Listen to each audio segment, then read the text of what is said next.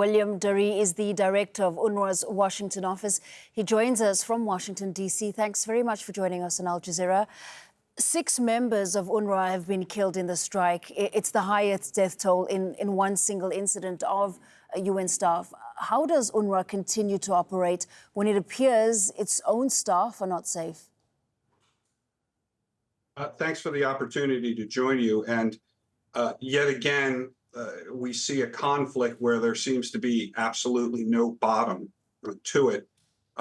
Six colleagues lost today. That brings the death toll just among UNRWA staff in this conflict to 220, which is the highest ever in United Nations history.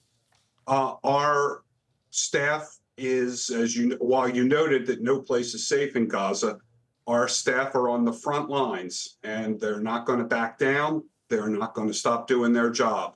But you are absolutely correct that nowhere in Gaza is safe right now.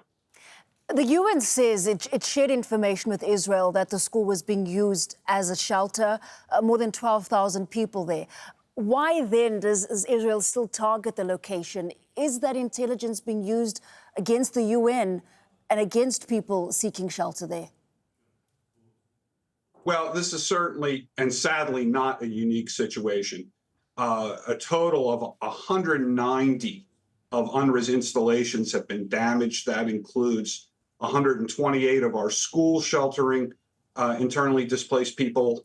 Many of them hit more than once. You are correct. The United Nations provides the Israelis with GPS data on where every location, all of our locations. And in fact, to dispel another rumor, the UN just doesn't get up in the morning and decide to drive somewhere in Gaza. Every one of those movements is coordinated with the Israeli Defense Force. And as you saw on Monday, a UN convoy that was going to vaccinate children in the north of Gaza against polio was stopped for 8 hours and included very significant damage from bulldozers to our convoy. You're also appealing for schools not to be used as military targets, yet it still happens. You've also mentioned more than 200 staff being killed throughout this period, the war on Gaza.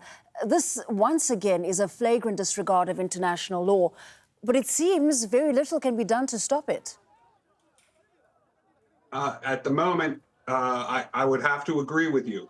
In fact, the Commissioner General, Philippe Lazzarini, just noted that, frankly, the longer the seeming impunity prevails over these incidents at displaced shelters, the more international humanitarian law and the more the Geneva Conventions will become irrelevant. And this is not going to be a situation that is just going to be restricted to Gaza. The world is watching to see what they can get away with. To explain why the convention, for example, becomes irrelevant, to explain why law is not being adhered to, this is the 5th time the school has been targeted. And we've heard many a time, and you've said it again tonight, there is no safe space or place for people in Gaza.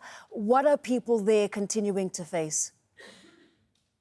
Well, again, 128 of our schools have been hit at least once, most of them more than once. That's 70% of the schools that we in the UNRWA school system in Gaza.